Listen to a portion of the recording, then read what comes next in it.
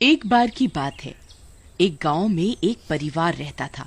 उस परिवार में एक आदमी और एक औरत रहती थी। आदमी का नाम मुकुट और औरत का नाम माला था।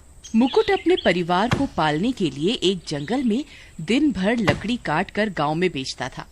रोज की तरह उस दिन भी मुकुट जंगल के लिए कुल्हाड़ी लेकर निकला।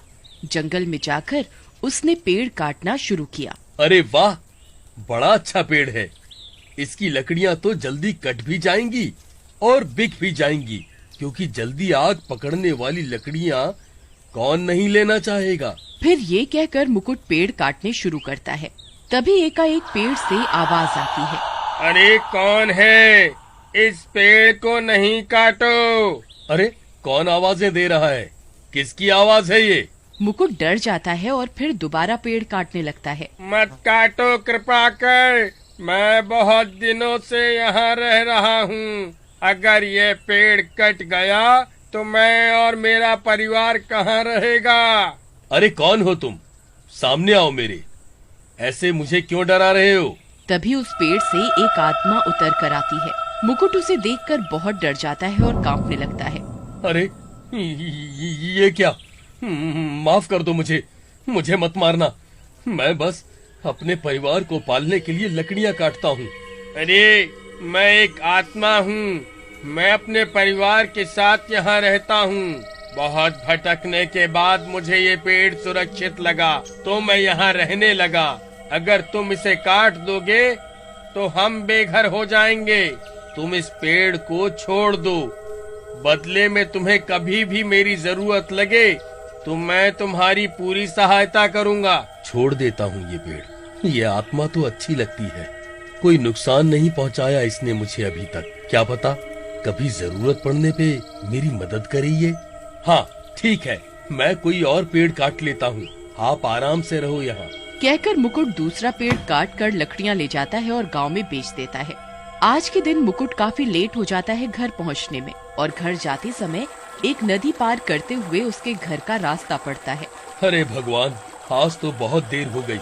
नदी में तो एक भूत रहता है। आज मुझे बचा लो भगवान, आपके भरोसे ही हूँ मैं। इतना कहकर मुकुट नदी पार करने लगता है। बीच नदी में पहुँचते ही नदी में हलचल होने लगती है। नदी का पानी ऊपर नीचे होने लगता है। अरे मर गया। अरे आज तो मैं बुरा फंसा। आज मैं मर ही जाऊंगा। भगवान बचाओ और नदी पार कराओ। तभी अचानक नदी की लहरें तंग हो जाती हैं और नदी का भूत मुकुट के पैर पानी के नीचे से खींचने लगता है। आखिर तू मुझे आज मिल ही गया। मैं कब से सोच रहा था कि तू किसी दिन सूरज ढलने के बाद बड़ी पार करे और मैं तुझे अपना भोजन बनाऊं। अरे रे, एक आत्मा से तो आज जैसे तैसे बचा, तो अब नदी के भूत ने पकड़ लिया। आज तो मेरा मरना तय है। नदी का भूत धीरे धीरे मुकुट के पैर नीचे से खींचने लगता है और मुकुट धीरे धीरे नदी के अंदर डूबने लगता है। तभी मुकुट को उस आत्मा की बात याद आती है। मुझे छोड़ दो नदी के भूत, मैं आपके काम आ सकता हूँ। तू कैसे मेरे काम आएगा? पागल समझता है क्या मुझे? जो हाथ आया शिकार छोड़ दूं मैं? नहीं, मैं झूठ नहीं कह रहा हूँ। आज जंगल में मैंने एक पेड़ पे एक आत्मा देखी। वो आदमी की आत्मा कह रही थी कि उसके जितना शक्तिशाली कोई नहीं है। पूरे जहां में कोई उसका मुकाबला नहीं कर सकता। ये सुनकर नदी के भूत को गुस्सा आता है और वह मुकुट से उस आत्मा के बारे में पूछने लगता है। अच्छा, कौन है ऐसा जो मुझसे भी ज्यादा ताकतवर है? मैं सबसे ज्यादा शक्तिशाली हूँ। हाँ भूत जी, मैंने भी यही कहा उस आत्मा से कि हमारे नदी में जो भूत जी रहते हैं वे सर्वशक्तिमान हैं। उनका मुकाबला कोई नहीं कर सकता। पर वो कहने लगी कि अगर हिम्मत हो तो मेरे सामने आए नदी का भूत, मैं उसे सबक सिखाऊंगी। इतना सुनकर नदी का भूत गुस्से में आग बबूला हो उठा और गुस्से में बोला, अच्छा, लेके चल मुझे उस आत्मा के पास। इतनी हिम्मत उसकी जो मुझे ललकारे। आज मैं सबसे पहले उसकी अकल ठिकाने लगाऊंगा, फिर तुझे खाऊंगा। मुकुट तो चाहता ही यही था कि किसी तरह मुकुट नदी से बाहर निकल पाए। है भूत जी, चलिए मैं आपको उसके पास जंगल में लेके चलता हूँ। भूत जी, आप मेरे पीछे पीछे आओ, वरना वो आत्मा जान जाएगी कि आप मेरे साथ हो तो बचकर भाग जाएगी। तुम सही कहते हो, चलो तुम आगे आगे चलो और उस आत्मा को पेड़ से नीचे उतारो पहले। फिर मुकुट जल्दी जल्दी भागकर उस पेड़ वाली आत्मा के पास जाता है और कहता है, अरे पेड़ वाली आत्मा जी, कृपया प्रकट हो। कौन है जो मुझे इस समय बुला रहा है? जी मैं हूँ।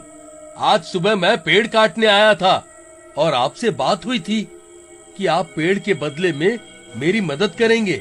हाँ हाँ बिल्कुल, बताओ क्या हुआ?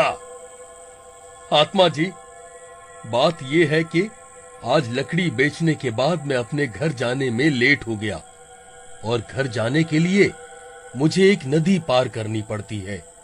उस नदी में एक भूत रहता है जिसकी ताकत नदी में ही काम करती है, इसलिए वो सिर्फ नदी में ही शिकार करता है, वो भी सूरज ढलने के बाद जब उसकी ताकत बढ़ जाती है। तो आज उसने मुझे बीच नदी में पकड़ लिया और मुझे मारने वाला था। तो मैंने आपका नाम लेकर उससे लड़ने के लिए यहाँ ले आया, खुद को बचाने के लिए। अब आप मेरी मदद करो, वरना वह नदी का भूत मुझे मार डालेगा। तुम बेफिक्र रहो, मैं समझ गया मुझे क्या करना है। तुम बस उसे यहाँ ले आओ। मुकुट भागकर जाता है और नदी के भूत को बोलता है कि उसने आत्मा को पेड़ के नीचे बहलाकर उतार लिया है। नदी का भूत गुस्से में लड़ने के लिए पेड़ की आत्मा के सामने जाकर उसे चेतावनी देता है। ए आत्मा, क्या कह रही थी कि तू सर्वशक्तिमान है? आजा, लड़ मुझसे। क्यों नहीं, मैं ही सर्वशक्तिमान हूँ, मेरे सामने कोई नहीं टिक सकता। फिर वे दोनों आत्मा और भूत लड़ने के लिए आगे बढ़ते हैं। तभी नदी का भूत कुछ हिचकिचाता है। क्यों रे भूत, क्या हुआ? आना लड़ा के। नदी का भूत हमला करने के लिए बढ़ता है पर कमजोरी महसूस करता है। ये मुझे क्या हुआ? मेरी ताकत काम क्यों नहीं कर रही? आत्मा तभी भूत पर हमला कर देती है। तभी उस आत्मा का परिवार भी पेड़ से नीचे आ जाता है और नदी के भूत को घेर लेता है। अब तू क्या करेगा भूत? देख मेरा परिवार कितना बड़ा है। भूत उन सब आत्माओं को देखकर डर जाता है। मुकुट, ये तूने ठीक नहीं किया। तूने मेरे साथ छल किया है। देखो नदी के भूत, सब आत्माएं और भूत तुम्हारी तरह बुरे नहीं होते। तुम मासूमों का शिकार करते हो और एक ये आत्माएं हैं जो एकांत में बस परिवार के साथ रहना चाहती हैं। और तुम जैसे गंदे भूतों के साथ छल करके मैंने कुछ गलत नहीं किया। ए नदी के भूत, तुझे शर्म नहीं आती अपनी ताकत का गलत इस्तेमाल करते हुए? तू ताकतवर है तो तू मासूमों की जान लेता है, और देख आज तेरी ताकत और तेरा घमंड ही तुझे मरवाएगा। पर मेरी ताकत काम क्यों नहीं कर रही?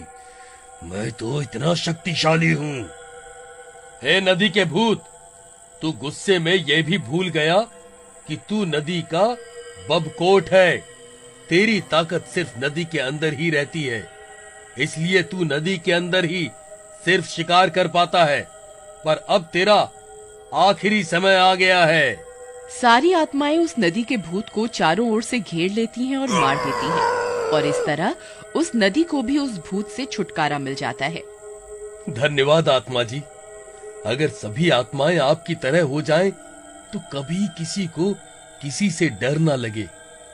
मैं गांव जाके सबको बताऊंगा कि इस पेड़ को सुरक्षित कर दिया जाए, जिससे आप अपने परिवार के साथ आराम से रह सकें।